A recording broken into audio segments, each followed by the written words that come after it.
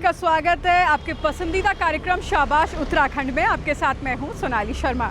दर्शकों, जैसा कि आप सभी जानते हैं, इस कार्यक्रम के जरिए हमेशा हमारी ये कोशिश रहती है कि आपको रूबरू कराएं उन तमाम हस्तियों से जिन्होंने कला, शिक्षा, खेलकूद जैसे तमाम क्षेत्रों में अपना नाम रोशन किया है, इस राज्य का नाम रोशन किया है।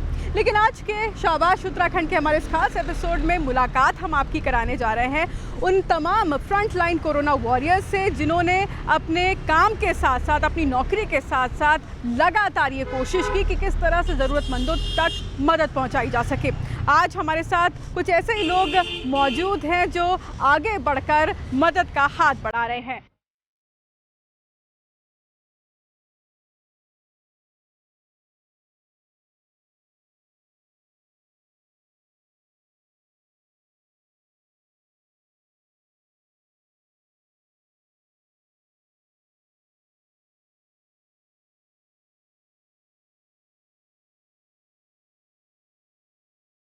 शाबाश उत्तराखंड में अब हम आपकी मुलाकात कराने जा रहे हैं या आपको रूबरू कराने जा रहे हैं कि ऐसी संस्था से जो लगातार कई सालों से ज़रूरतमंदों की मदद कर रही है। लेकिन ख़ास तौर पर कोरोना महामारी के इस दौर में, ये लॉकडाउन के बीच कई ऐसे लोग हैं जिन तक ज़रूरत की चीज़ें पहुंचा रही है, उनकी मदद कर रही है, उन तक खाना, राशन, सैनिटाइजिंग किट और साथ साथ जो जानवर हैं उनकी भी मदद के लिए आगे बढ़ रही है। जी हाँ, हम बात कर रहे हैं जस्ट ओपन योर सेल्फ यानी कि जॉय संस्था की। और आज हम बात करेंगे जॉय संस्था के संस्थापक जय शर्मा से और जानेंगे इस संस्था को और भी करीब से और इनके काम को लेकर भी जानकारी हासिल करेंगे। तो बात करते हैं। स्वागत है जय आपका बहुत बहुत हमारे कार्यक्रम शाबाश उत्तराखंड में। सबसे पहले जॉय, जानना चाहेंगे आपसे आपकी संस्था के बारे में कि कब से आप इस अपनी संस्था के जरिए लोगों तक मदद पहुंचा रहे हैं। इस पूरी संस्था के बारे में हम चाहते हैं आप हमारे दर्शकों को बताएं।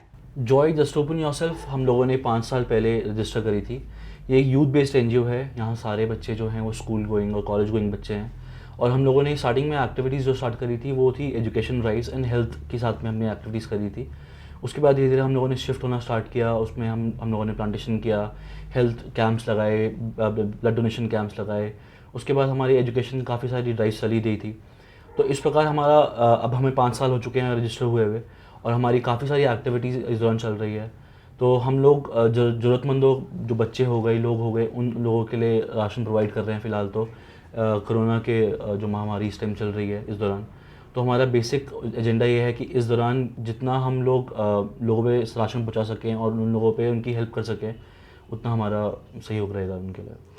तो जो जैसे आपने बताया कि लंबे समय से आपकी संस्था ज़रूरतमंदों तक मदद पहुंचा रही है, लेकिन कोरोना की बात करें, जब पता चला कि देश में कोरोना ने दस्तक दे दी और उत्तराखंड में भी संक्रमित लोग पाए जाने लगे हैं, तो ऐसे में किस तरह से आपकी संस्था ने रणनीति बदली और किस तरह से अब आपकी संस्था कोरोना के लेकर लोगों तक मदद पहुँचा रही है? जब जैसे ही हमें मार्च से पहले ही, थोड़ा टाइम पहले इस सब चीज़ों के इफेक्ट्स दिखने लग गए थे और हिमाचल जैसे प्रदेश ने अपना लॉकडाउन पहले ही स्टार्ट कर दिया था, तो हम लोगों को थोड़ा बहुत प्रिपरेशन की एक आइडिया मिल गया था कि हाँ, हमें प्रिपेयर रहना पड़ेगा इस सब चीज़ों के दौरान, क्योंकि बाकी कंट्रीज़ का हमें रेफरेंस मिल रहा था। बहुत सारी कंट्रीज़ में भुखमरी आ रही थी और बहुत सारी कंट्रीज़ में खाने पीने का, मेडिकल फैसिलिटीज़ बहुत लैक कर रहे थे। तो हम लोगों हमारी टीम ने मिलके प्लान किया कि लेट्स मतलब सबको बुलाते हैं एक बार और मीटिंग करते हैं और इस बारे में बात करते हैं कि हमें इस दौरान क्या क्या प्रिकॉशंस लेने चाहिए। जिस दौरान हम लोगों ने सोचा कि एक सैनिटेशन किट बनाते हैं। उस बिल्कुल अभी ये तब बिल्कुल स्टार्टिंग की बातचीत थी जब हमने सैनिटेशन किट बनानी स्टार्ट करी। उस सैनिटेशन किट में एक मास्क, एक सोप, एक WHO का मैनुअल और एक सैनिटाइज़र, ये हम लोगों ने एक जो सैनिटाइजेशन किट बनाई थी उसमें डाला। और हम लोगों ने उन लोगों पे बचाया जो ये नहीं खरीद सकते। वॉचमैन्स नहीं खरीद सकते, बट उनको अपनी ड्यूटीज़ पे आना ही पड़ेगा। ATM के कार्ड्स नहीं ले सकते, कहीं पुलिस वाले उस टाइम अब फिर उसके बाद हमारी रणनीति ये रही कि हम लोगों को राशन भी प्रोवाइड करेंगे। तो अब हम राशन इकट्ठा करना स्टार्ट कर देते हैं।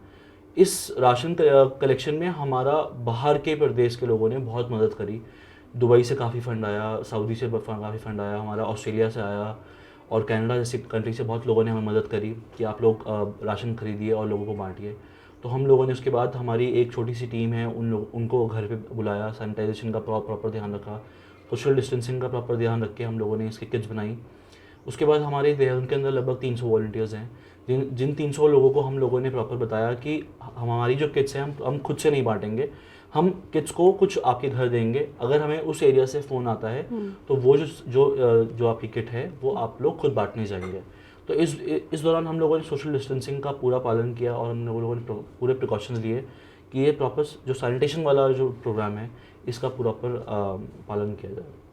तो जय, मैंने एक जगह पढ़ा था आपकी संस्था के बारे में कि आप 3 स्टेप्स कोई प्रोसेस चला रहे हैं जिसमें आप स्टेप बाय स्टेप लोगों तक मदद पहुंचा रहे हैं। तो किस तरह से आप स्टेप बाय स्टेप लोगों तक मदद पहुंचा रहे हैं, उनकी मदद कर रहे हैं?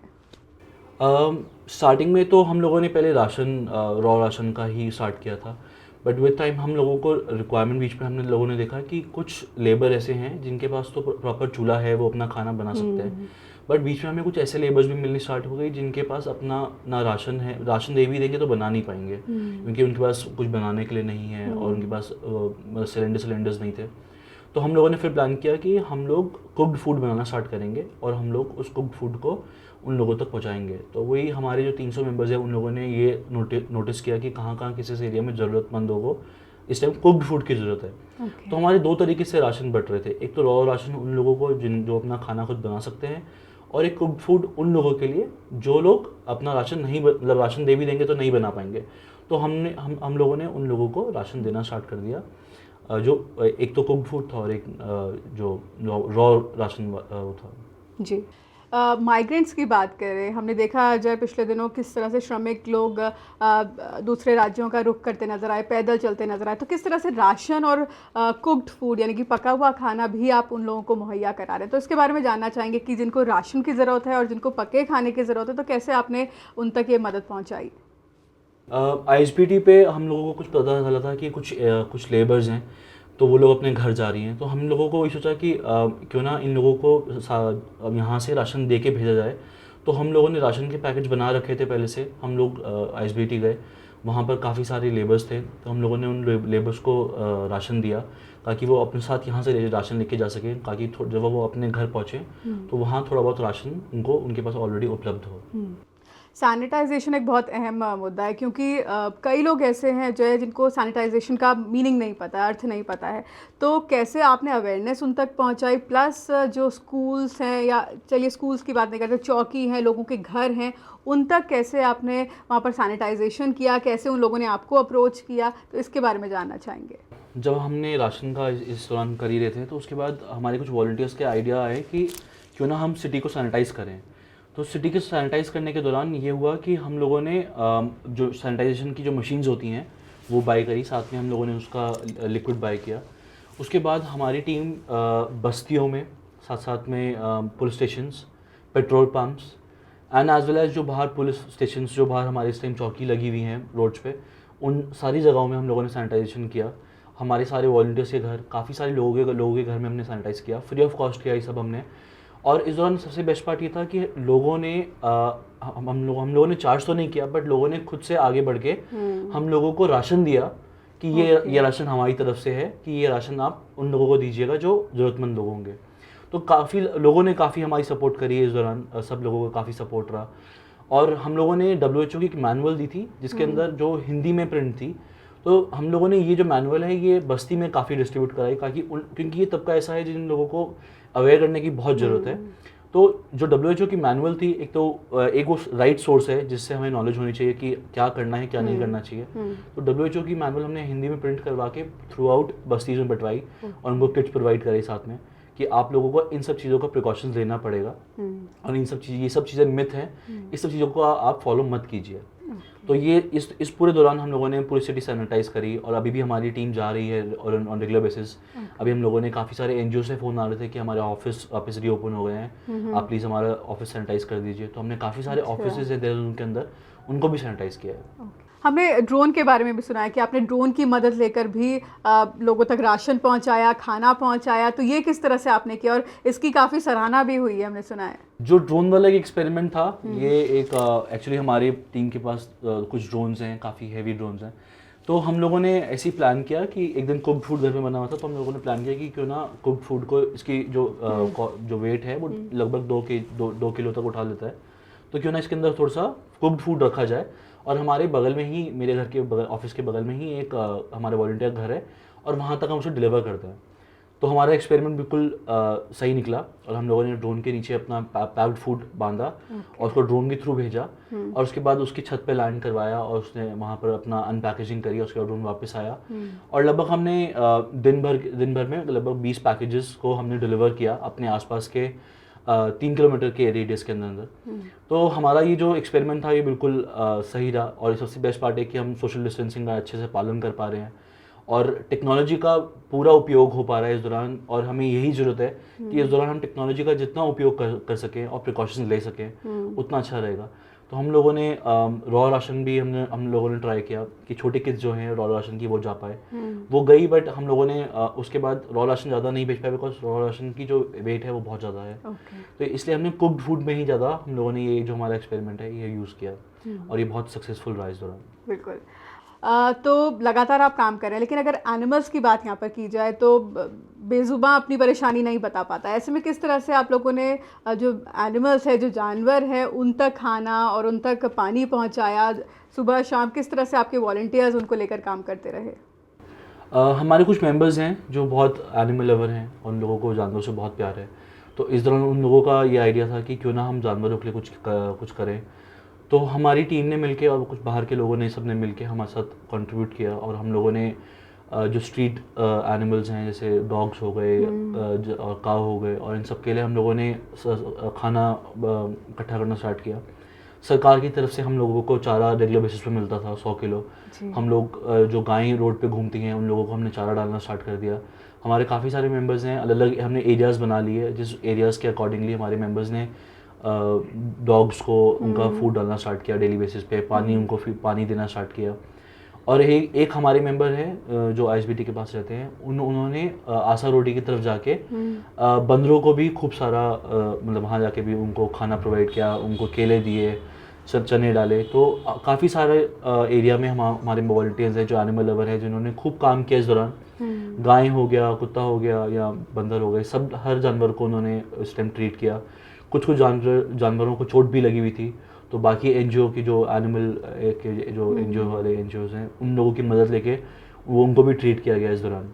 तो इस दौरान हमारे टीम ने एनिमल्स को लेके काफ़ी एक्टिव थे और हम लोगों ने काफ़ी फीड किया उन लोगों को। बिल्कुल।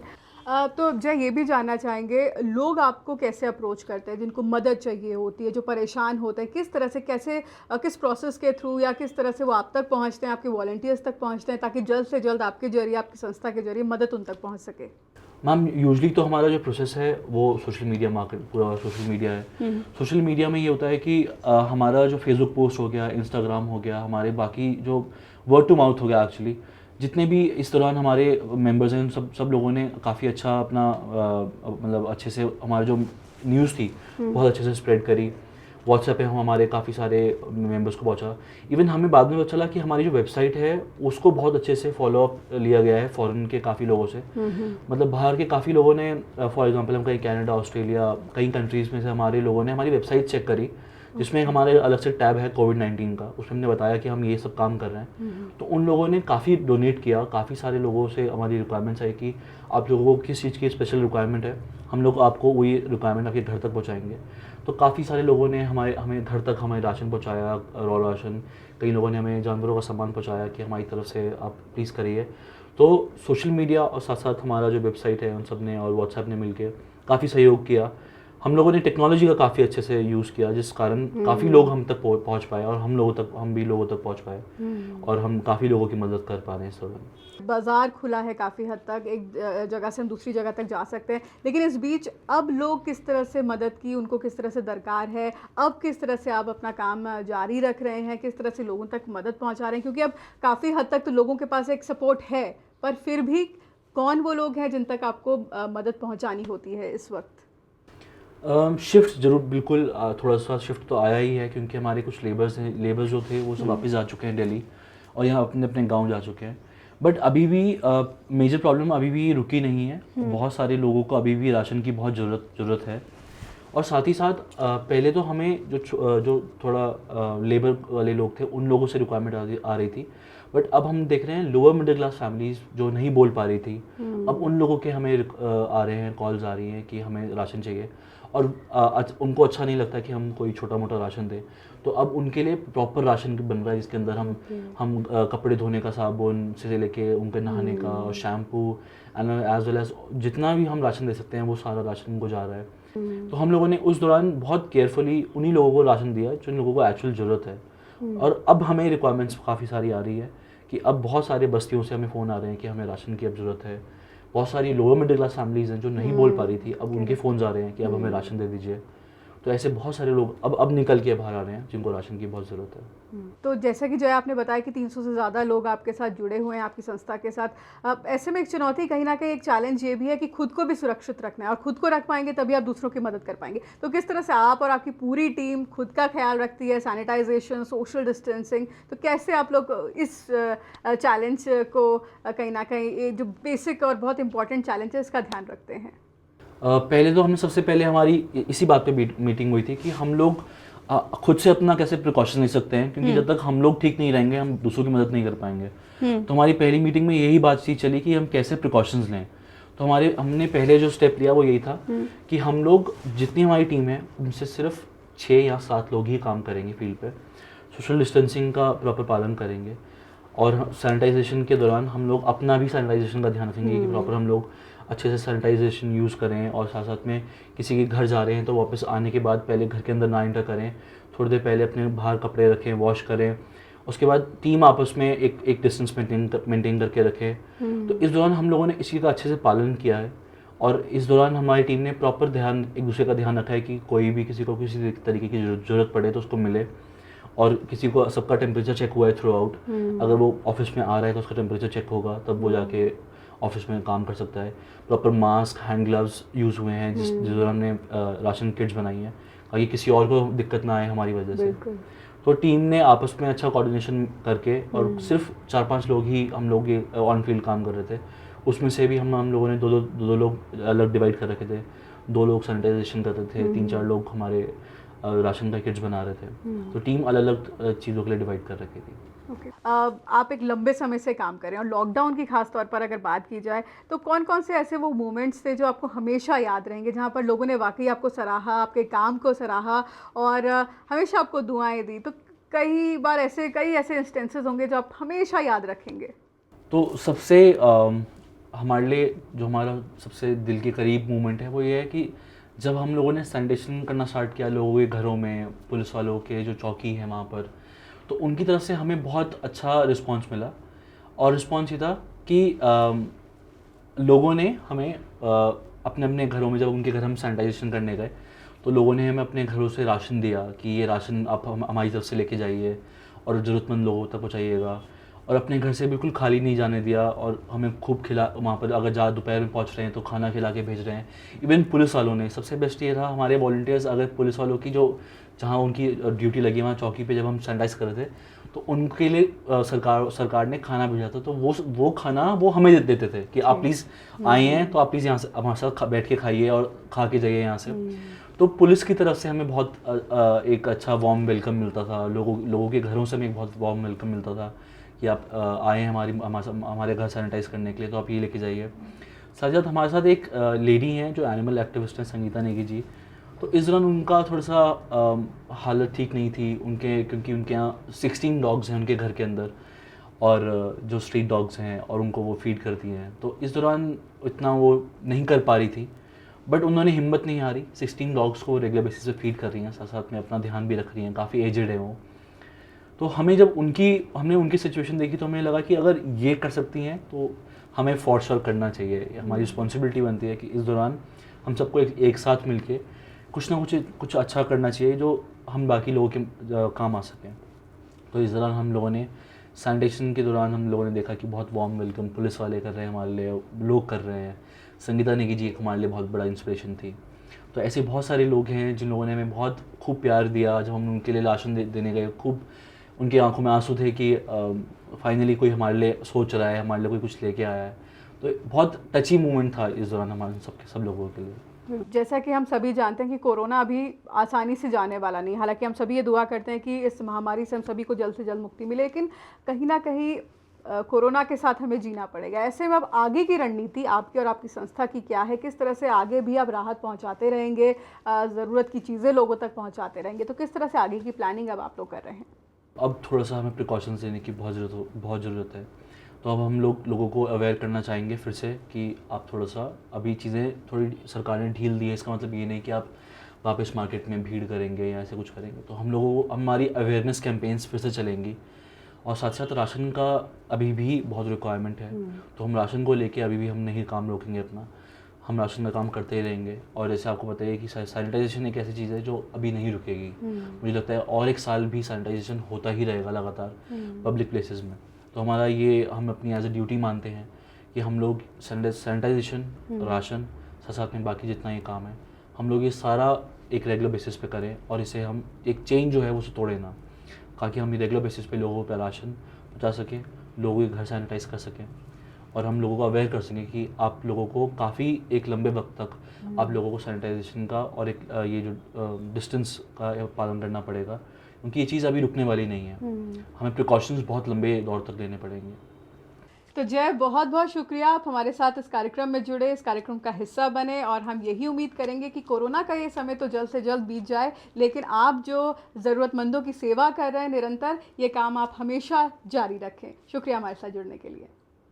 तो देखा आपने किस तरह से हमारे ये कोरोना योद्धा शासन और प्रशासन के साथ कंधे से कंधा मिलाकर ज़रूरतमंद लोगों तक अपनी सेवाएं पहुंचा रहे हैं। हम यही उम्मीद करेंगे कि कोरोना का ये समय जल्द ही से बीत जाए और ये लोग अपनी जो सेवाएं हैं वो हमेशा जारी रखें। उम्मीद करते हैं आपको आज का हमारे एपिसोड पसंद आया होगा। अगली बार फिर एक और हस्ती से आपकी मुलाकात कराएंगे। तब तक के लिए इजाज़त दीजिए। नमस्कार।